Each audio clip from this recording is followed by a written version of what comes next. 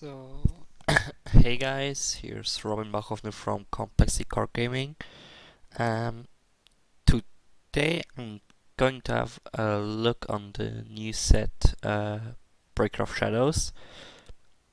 Well, a lot of you will now say, nothing special, we know already all cards. Well, I tried today to go through some underrated cards or cards that aren't hyped yet, in my opinion. Yeah, if you want to check out the meta cards like Performapal Pendulum, Sorcerer, or the new Cosmos stuff and everything, check out the article of Sasha Fabian, the preview for the YCS Sydney, or also Alpi's Performapal guide. But now let's start with my top 5 cards, where I think this card could have a lot of potential. So to start, I have the Odd Eyes Gravity Dragon. It says you can only ritual summon this card, or you can ritual summon this card with Odd Eyes Advent. When this card is special summoned, you can return all spell and trap cards your opponent controls to the hand, and your opponent cannot activate cards or effect in response to this effect's activation. You can only use this effect of Odd Eyes Gravity Dragon once per turn, and your opponent must pay 500 life points to activate cards or effects. Well, this card is huge. A card from the new set that got a lot of attention is Solemn Strike, and Solemn Strike says it can negate the special summon of a monster or the effect of a monster by paying 1500 life points. And Odd Eyes Gravity Dragon just basically plays around it, as you can't activate Solemn Strike on the ritual spell, and as the effect of Odd Eyes Gravity Dragon says, your owner cannot chain anything in this on this effect's activation. You just can bounce all the Solemn Strikes and make your plays safely. And the other effect is also really good. It reminds a lot of the Red Eyes Flare XYZ, which says your opponent gets 500 damage whenever he activates a card, and Odd Eyes Gravity Dragon basically says they have to pay before they activate the card, so he can't play around it. For example, against Flare Dragon, you can just summon the Performage Trapeze Magician, and you don't get any damage from this point on. And against this one, you can't go play like that. And well, it's a ritual monster, so quite difficult to summon. But the ritual spell to summon it, Odd Eyes Advent, is probably one of the best ritual spells ever. Just going quickly through the effect. This card can be used to ritual summon any dragon type ritual monster from your hand or graveyard. You must also tribute pendulum monsters from your hand or field whose combined level are equal to or greater than the level of that ritual monster. If your opponent controls 2 or more monsters and you control no monsters, you can also send Odd Eyes monsters from your extra deck to the graveyard instead of tributing monsters. You can only activate one Odd Eyes event per turn. What makes this card really good is basically everything. Like, you can summon any dragon type ritual monster. Unfortunately, there aren't any good or really good monsters next to the Odd Eyes Gravity Dragon, but you can summon it from the hand or graveyard. So you can discard Gravity Dragon during the duel, like for example for Pendulum Call or Phoenix Wind Blast or something like that, and you can summon it back with Odd Eyes Advent with while tributing pendulum monsters, for example from your field, so then going back to the extra deck and you can summon them again. Or like Oddeyes Fusion, if your opponent controls 2 or more monsters and you control no monsters, you can also send that Oddeyes monster from your extra deck to your graveyard. So you can basically summon it for free from your graveyard, and you're sure that your opponent can't do anything against your pushes this turn. So that's pretty cool in my opinion. Also, he has 2800 attack, which is also pretty big at the moment. So I see a lot of potential in this one. Then the next card is Dynamist Rex. Well, this card is basically for the whole theme of Dynamist, but especially this card was like the best card on the sneak, or at the sneak weekend. I'm going through the effect. Once while this card is in your pendulum zone, you can negate an activated card effect that targets another Dynamist cards you control, then destroy this card. And if this card attacks at the end of the damage step, you can tribute one other Dynamist monster, then activate one of these effects. This card can make a second attack on an opponent's monster in a row, and if attacks a defense position monster, inflict piercing damage to your opponent. Shuffle one card from your opponent's hand at random or their side of the field into the deck, then this card gains 100 attacks. Well, the pendulum scale effect isn't that special. Targeting cards aren't played that much anymore, probably Twin Twister. But now the effect, if it attacks, the first one that it can actually make a second attack isn't that special, but the second effect is huge. Shuffle one card from your opponent's hand or their side of the field into the deck. So since Spellbook of Fate, non-targeting cards are like crazy. Also, Ignister Synchro, which is played like in almost every deck right now, has kind of the same effect also to shuffling back one card on the field. So this effect basically plays around Cosmo, as you can just shuffle back a Dark Destroyer or something like that. And what makes this card really good is if your opponent doesn't have any monsters, you can still shuffle back something from his hand. And the costs are just to tribute another Dynamist monster. The Dynamists are basically all pendulum monsters, so they're going back to the extra deck and you can resummon them.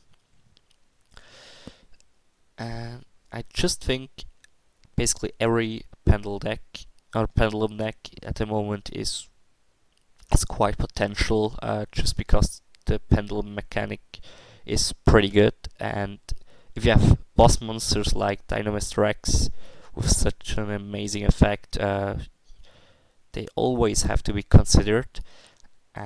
What makes this card also really good, or basically the whole Dynamist theme, they have 3 monsters level 5 and they're all machines, so they basically can go into Cyber Dragon Nova and then immediately to Cyber Dragon Infinity, so you don't have to make the step with Ptolemaeus, which is also quite good, as Infinity is one of the biggest monsters right now, or yeah.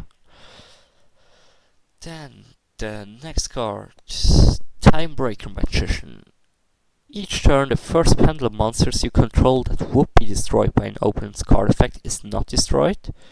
And when this card is pendulum summoned from the hand and no other cards are pendulum summoned at the same time, you can make this card's attack becomes double its original attack. And once per turn, you can target one monster on the field, banish both it and this card from the field, but return them in your next Stampy phase.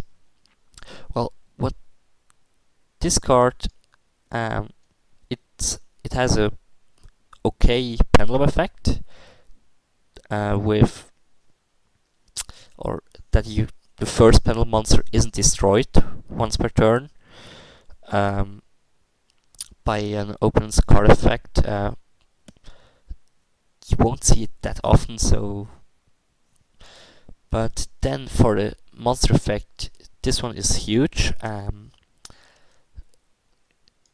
That you can target one monster on the field and then banish it together with the Timebreaker until your next Stampy phase.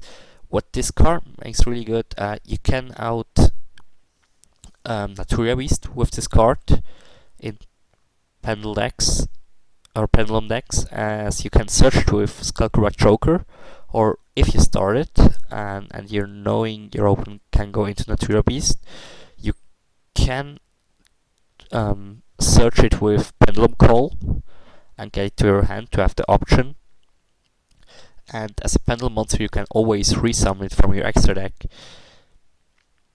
The other effect that against the double of its deck, so 2800, won't come quite often. Basically, at the sneak, it was okay. Sometimes you had the possibility to summon it like this, but also on the sneak, it was just to banish one monster, so you can even banish face-down monsters. So, for example, to play around a set of Plushfire. So this card is really huge, and as it's banished until your next Stampy phase, you just can reuse the effect, and that's pretty cool. So I'm not sure about Sydney, but I see the potential that some Magician or Pendulum Magician players could use this card. Then we have the first trap, Dragon's Mind. Activate this card by targeting one dragon type monster you control with 2500 or less attack and defense. Neither player can special summon monsters with attack less than or equal to that target's original attack. When that monster leaves the field, destroy this card. Well, this card has something huge in it, and it's the neither player can special summon monsters part. The last card, or basically a card that had a huge impact before the era of Pendulum Magicians, was Venti's Emptiness, which had like kind of a same effect. But this card here has a little bit more to offer. Like, you need a monster with special stats to activate it, and if the monster leaves the field, this card gets destroyed. So if he's using, for example, Emptiness was destroyed whenever another card from your deck or field was sent to the graveyard, and this card basically just dies together with the monster. You can play around this problem if you exceed your monster. I'm not sure about the ruling, but it should be basically the same as Reborn Tengu or everything else, so the card should stay on the field. And that's actually pretty cool. So you can even summon, right now, monsters with 1900 attack would already be good. For example, the new Draco Slayer monster with 1950. So if you're using it together with Dragon's Bind, and then XYZ summon something over it, like King Gremlin or King of the Feral Imps or something like that, neither player can still summon anything, but you have a 2300 monster, attack monster on the field. And right now in the Pepe, I'm not sure if you're playing something to out that monster.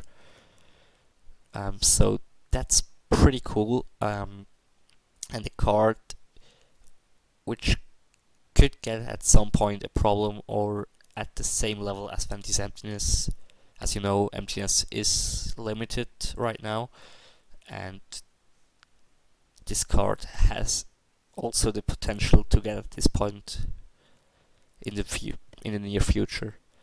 And the last card for today, Forbidden Apocrypha. I'm not sure if I spelled it correctly. Declare one extra deck monster card type, Fusion, Synchro, or XYZ. Make both players send all monsters they control of the declared card type to the graveyard. There must be 2 or more face-up monsters on the field of the declared card type to activate and to resolve this effect.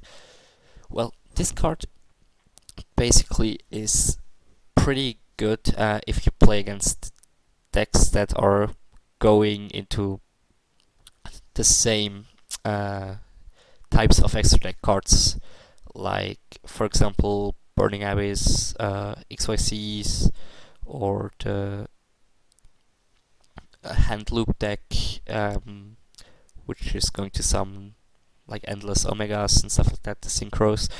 And it's kind of similar to XYZ Universe, but XYZ Universe has, or Forbidden Apocrypha has the advantage you don't need to play animals in your extra deck to activate it, and you're also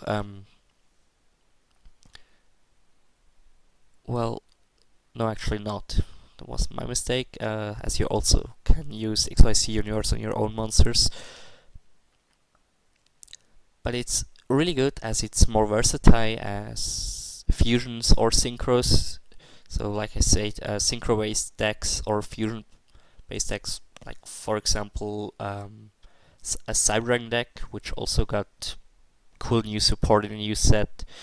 You can board it against different decks, and you always have the potential, if you're playing Pepe for example, to go also in one of these types.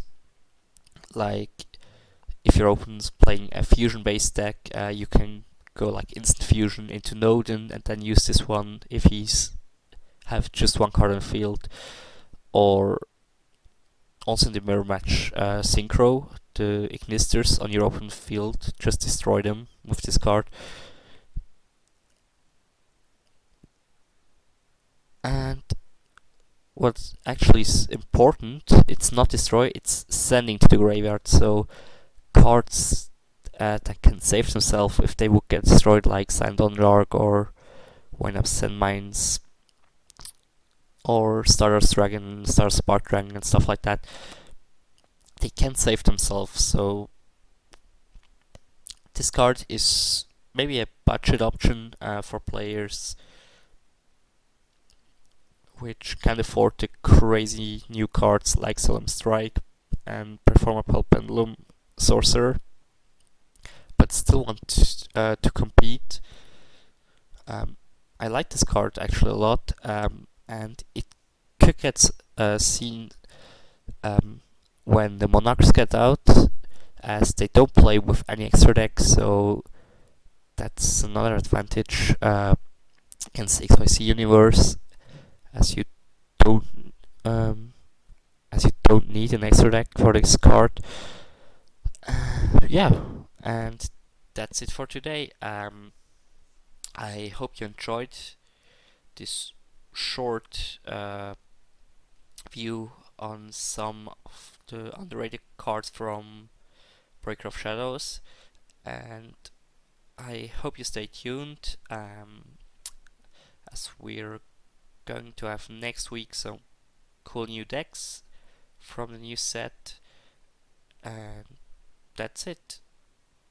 Bye guys.